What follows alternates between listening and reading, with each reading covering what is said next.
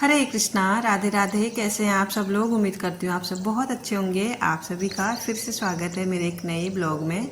और आज ब्लॉग की शुरुआत हो रही है सूर्योदय के साथ। तो यहाँ पे अभी सुबह सुबह का टाइम है, बस सूर्य भगवान ने दर्शन अभी दे रखे हैं।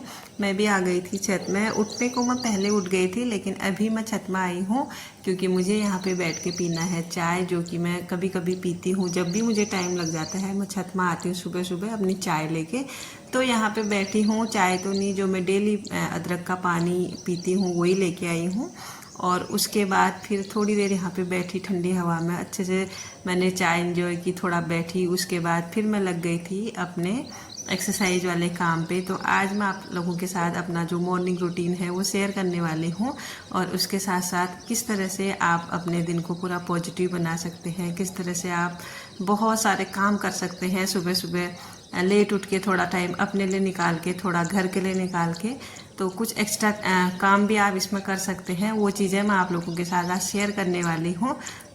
और देखिए, अपने अपने घर का अलग अलग सिस्टम होता है। हर किसी के घर का काम करने का, किसी भी चीज़ का, मतलब हर घर का अलग सिस्टम होता है, हर घर का अलग रूटीन होता है।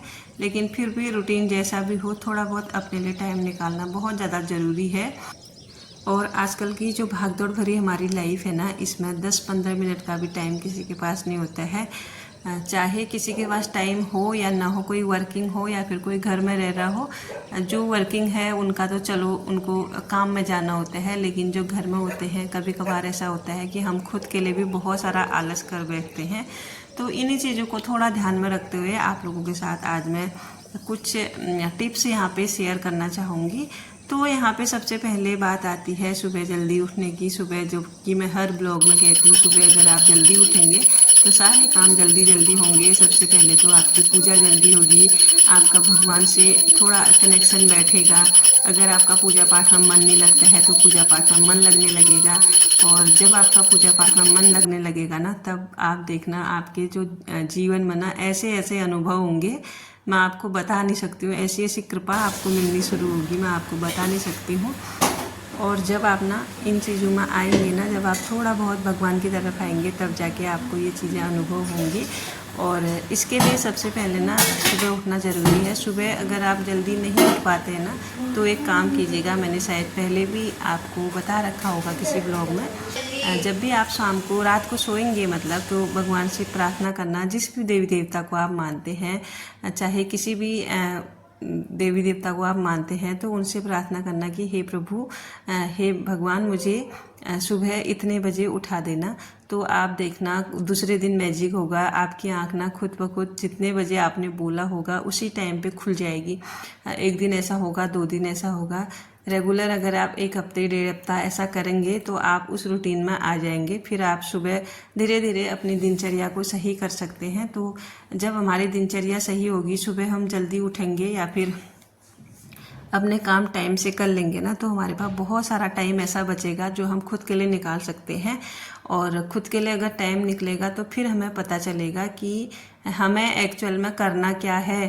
क्योंकि होता ये है ना, जब हम किसी चीज़ में पड़े रहते हैं, मानो कामों में बिजी रहते हैं, या फिर कोई हमारा कुछ भी हो, मतलब मान के चलो, उसमें जब हम पड़े रहते हैं, बिजी रहते हैं, तो हम अपने बारे में सोचना भूल जाते हैं।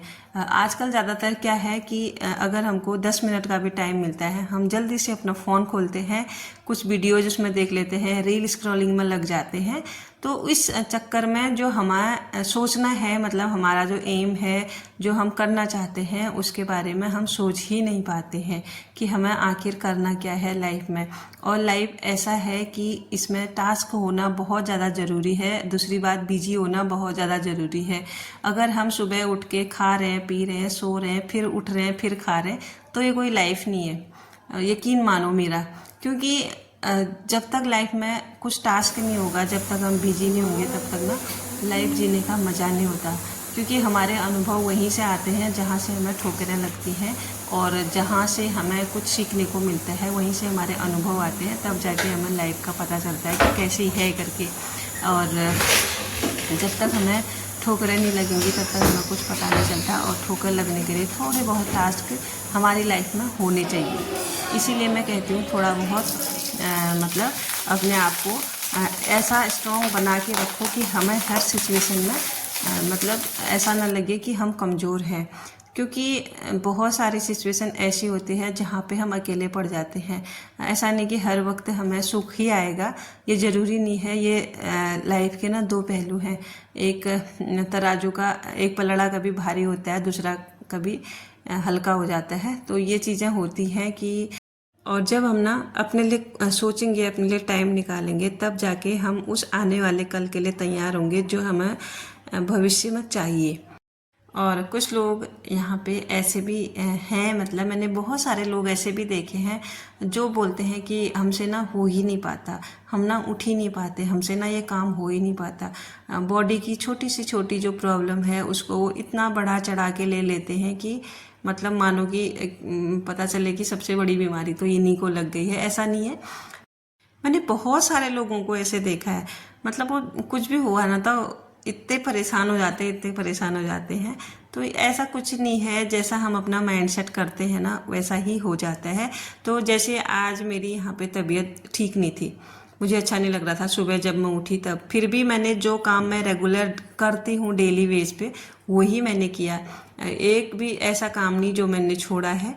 तो यहाँ पे फिर जाके मैंने सारे काम निपटाए हैं। अब जाके मैं थोड़ी दवाई ले रही हूँ क्योंकि मुझे आगे के भी काम करने हैं। इस वजह से मुझे ये नहीं चाहिए कि मेरी तबीयत और ख़राब हो, जितनी है वहीं पे मैं इसको रोकने की कोशिश कर रही हूँ। सारे काम मैंने निपटाए हैं घर के, उसके बाद मैंने दवा खाई है। तो ये छोटी छोटी चीज़ें हैं ना जो हम इग्नोर करके खुद को ठीक कर सकते हैं। ज़रूरी नहीं है कि हर छोटी चीज़ में हमें इतना बड़ा सा रिएक्शन लेना है। होती हैं, शरीर है सबका, छोटा बहुत होता है कुछ भी। मतलब हाँ, मैं नहीं कहूँगी कि बड़ी बीमारी है। बहुत सा आजकल का खान पान ऐसा है कि बहुत सारे लोगों को बहुत चीज़ें हैं, मतलब उसमें तो चलो ठीक है, बनता है उनका, बहुत कुछ उनके लिए करना भी पड़ता है। लेकिन छोटी छोटी चीज़ों पर ना इतना बढ़ावा नहीं देना चाहिए कि ऐसा ही हो गया, यही नहीं कर पाऊँगी, वो ही नहीं हो पाएगा, क्योंकि फिर हम उसी माहौल में ढल जाते हैं और अपनी दिनचर्या खराब कर बैठते हैं। आज हम बोलेंगे चलो आज तबीयत ठीक नहीं है, कल करेंगे, फिर कल वैसा ही होगा, फिर कल दूसरे दिन कुछ और बहाना निकल के आएगा। और कुछ चीज़ें ऐसी होती हैं जो हमें अपने कंफर्ट जोन से बाहर निकल के करनी ही पड़ती हैं, करनी भी चाहिए, क्योंकि वही चीज़ें हमें आगे ले जाके कुछ ना कुछ रास्ता दिखाती हैं। जब तक मैं ब्लॉगिंग नहीं करती थी या फिर मेरे पास कोई भी काम नहीं था ना, ब्लॉगिंग तो मैं फिर करने लगी। फिर पहले से भी, मतलब पहले मैं कुछ और काम करती थी, फिर बीच में मेरा छूटा तो मुझे ऐसा लगने लगा कि मतलब मैं डिप्रेशन में चले गई हूँ। मैं इतना ओवर थिंकिंग, इतना सोचने लगी थी, इतना मतलब कोई काम नहीं, जस्ट सुबह सुबह घर के काम निपटाओ, उसके बाद खाली बैठे रहो। घर के काम भी ढंग से नहीं निपटते थे मेरे। मैं 7 बजे उठ रही हूँ, कभी 6 बजे उठ रही हूँ, ये था। फिर दिन भर कभी काम करो, बच्चों पे चिल्लाओ, ये सब होता था मेरे साथ भी। फिर जब से मैंने अपना रूटीन चेंज किया, धीरे धीरे धीरे करके सब कुछ मैनेज करना सीखा, सब कुछ अब लगभग आधे रास्ते में मैं पहुंच चुकी हूँ। बहुत कुछ मैंने यहाँ से सीखा है और आगे को भी बहुत कुछ सीखूंगी, तब जाके कुछ मुझे अब फ़र्क नज़र आ रहा है अपने आप पे, अपने कामों पे, अपने रूटीन पे, जो भी है अपनी लाइफ पे। मतलब नहीं तो सबसे बड़ी बात है ना, काम वाम तो होता रहेगा जो भी है, जो हमारा स्वभाव होता है ना वो उसमें बहुत बड़ा मतलब फ़र्क पड़ता है इन चीज़ों से। जो हमारी दिनचर्या होती है उससे हमारे जो माइंड पे ना बहुत बड़ा असर पड़ता है, क्योंकि सारा जो है ना हमारा माइंड कंट्रोल करता है। और जहाँ पे ओवर हो गया ना, फिर वो चीज़ कहीं ना कहीं जाके निकलती ही निकलती है। ब्लॉग सुबह से स्टार्ट किया था, हो गई है दोपहर, खाना पीना सब हो गया है दोपहर का भी, और कहीं कहीं से मैंने ब्लॉग शूट किया है आज। तो अभी जो है ना दोपहर का टाइम है, खाना पीना हो गया है, मैंने साथ में यहाँ पे टीवी चला रखी है। तो हम अभी देख रहे हैं पिक्चर, जो कि मैं आपको अगली वीडियो में बताऊंगी कि मैंने कौन सी पिक्चर देखी। और इस तरह की पिक्चर मुझे बहुत ज़्यादा पसंद आती है। और साथ के साथ ना मैं यहाँ पे मिर्च कट कर रही हूँ, क्योंकि मुझे ना अभी अचार बनाना है मिर्च वाला, तो इसी के लिए मैं यहाँ पे मिर्च कट कर रही हूँ और साथ के साथ देख रही हूँ पिक्चर। तो आज का जो ब्लॉग है अब उसको यहीं पे मैं क्लोज करती हूँ।